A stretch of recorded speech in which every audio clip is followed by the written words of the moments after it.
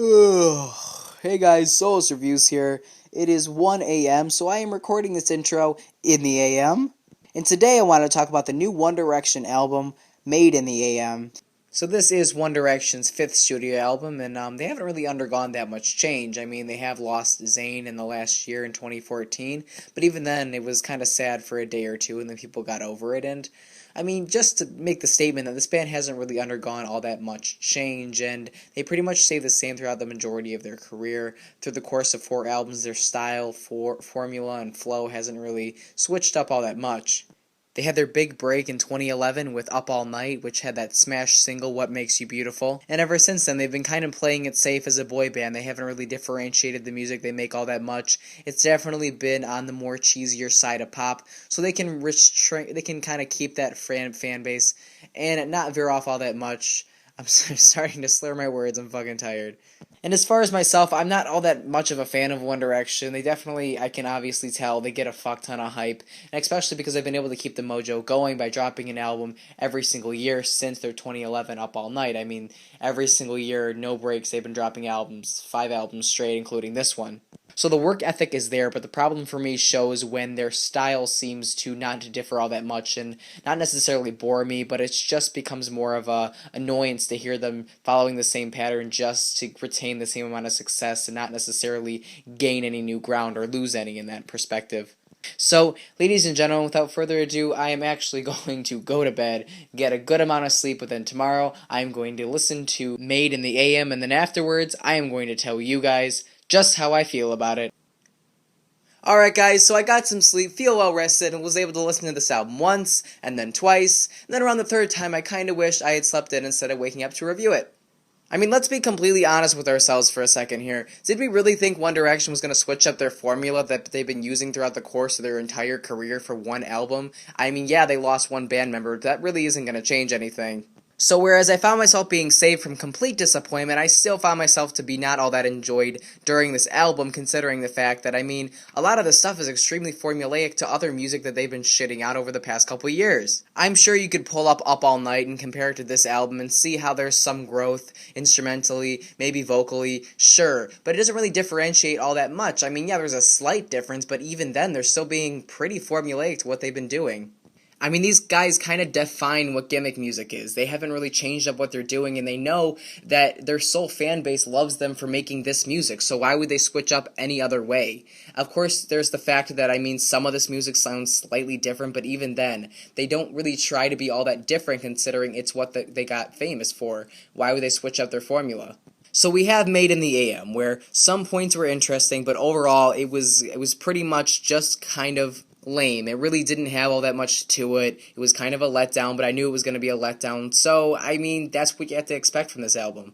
If you honestly say you can listen to the first track all the way to the last track without feeling any sense of boredom throughout this whole thing, then I commend you, because honestly, that's not going to be the case for most people. A lot of these songs, I mean, I feel like a broken record, but they just keep sounding like old songs that they've made, and they're just trying to keep selling it year in and year in, just so they can retain that same fan base and just keep making millions.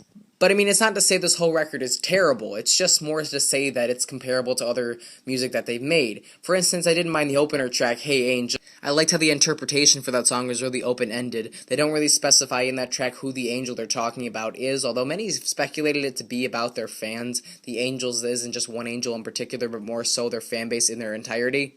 Which, I could probably see that, but to me it seemed more like they were talking about guardian angels, considering the fact that they were describing them in scenarios like in the backseat of their car or at the end of their bed, kind of in those scenarios, which you could kind of depict as fans being more close to the listener, but still, to me it seemed more like in the guardian angel perspective. And yeah, that track was pretty whiny, but still, I like the open-endedness of perspective. Like, you could take it any way you want, and there was no clear idea for what it wanted. It was kind of open for interpretation, and that's what I liked about the track. It was a little charm to it, but even then, the track still sounded pretty whiny. Also on the track, If I Could Fly. Now, that track, when I first heard it, it definitely fell into the pile of cliche music that they've done a million times. But in this scenario, it kind of grew on me a little bit because at first listen to it, I just kind of assumed they were talking about if I could fly, I'd fly back to you, girl. And I was like, that's pretty kind of cheesy. Like I could have came up with that. Like a second grader could have came up with that. But it kind of takes a step further in its meaning, as it kind of stresses the importance of why he would fly back to this girl. It's because he feels that she is the only one he can open up to. She's the only one he feels safe being with, and that's why he would do that. If he had this superpower, this immense capability, he'd use it to fly back to this girl because she matters so much to him. He wouldn't use it as maybe you or I would use it as if it was a superpower. And then the soul piano chords and then the heavy violin pickup towards the end definitely grew on me, as the theme did simultaneously. Overall, the track became more enjoyable as I listened to the album for like a second time or third time, but even then it still couldn't really outstand it compared to all this other kind of dogpiling cliche music. And then the track Olivia. Now, again, that was another track where I kind of overlooked it and thought I threw it into the cliche pile, like a lot of these songs fall under. But the reason that song was better to me was the fact that it had this very summertime atmosphere. And normally when artists dedicate a song to a girl, it turns out to be very cheesy, and they sound almost like whiny, and it's a little too sappy of a track to handle. But here I feel like it's done well, because what they're trying to do here, at least from my interpretation, is they're trying to create the feeling of you being in love and being just this one happy feeling inside of you, like you're just drunk in love. And that's how this one specific girl made him feel. You can tell that this girl left an imprint in his mind by the fact that he's able to remember the happy feelings that he had when being with her.